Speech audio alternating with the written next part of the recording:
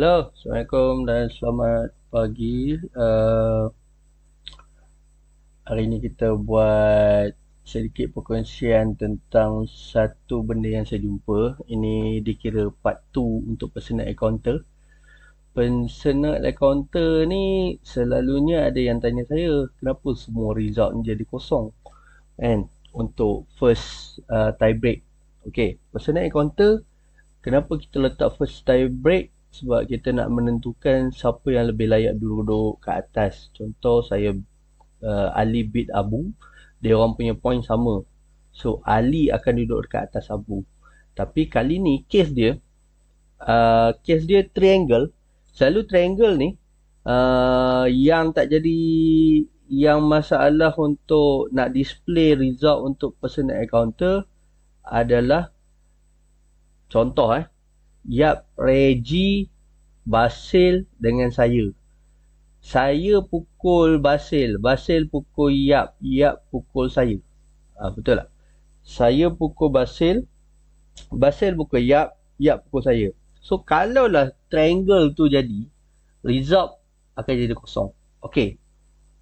Yang tu saya dah cover untuk episod yang sebelum ni lah, untuk personal encounter. Yang personal encounter yang keluar 2-1 ni interesting sebab susah nak jumpa dan bila jumpa saya terus nak buat.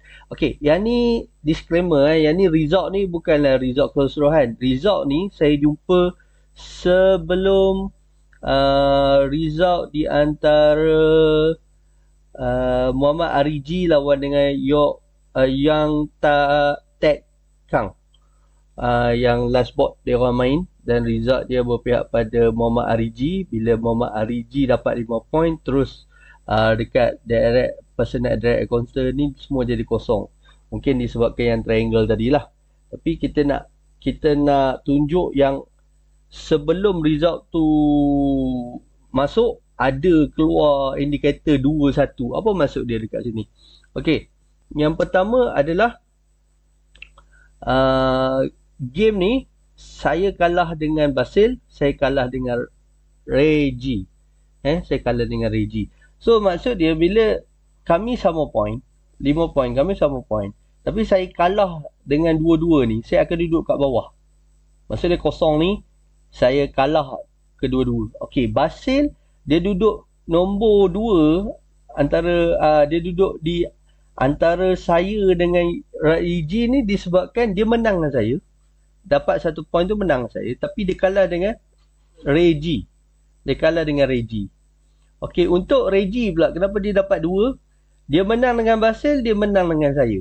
Itu yang dia dapat direct encounter 2. So personal encounter ni memang ada certain tournament yang kita kata useless pakai sebab dia tak dapat tunjuk pun indikator ataupun kegunaan dia tu fully dalam tournament.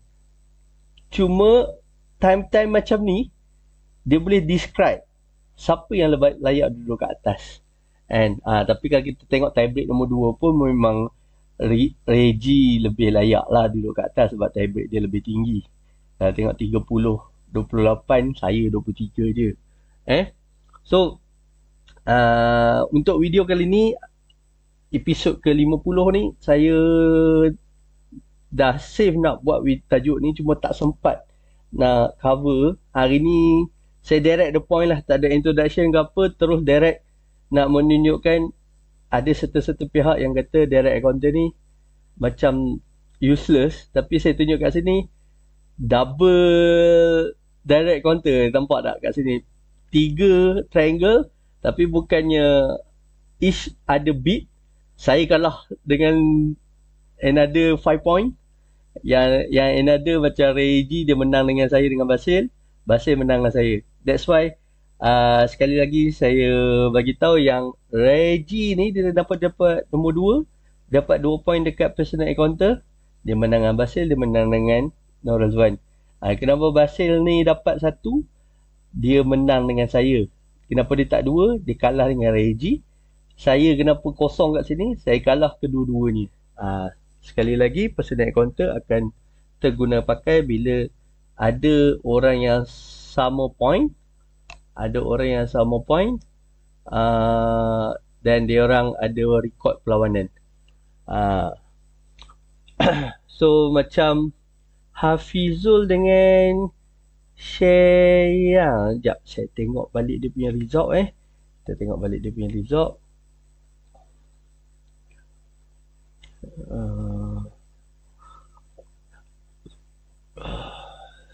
Tengok balik dia punya result. Kenapa result dia macam tu?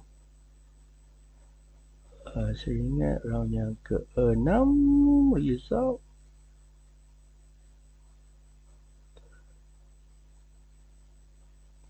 Kita tengok round yang ke-7 result. Okey. Yang ke-6 result. Okey. Yang ke-5 result. Oh, maksud dia orang tak ada rekod perlawanan lah. Saya tekan jap dekat Hafizul. Kenapa dia kosong? Saya rasa dia tak ada rekod perlawanan. Sekejap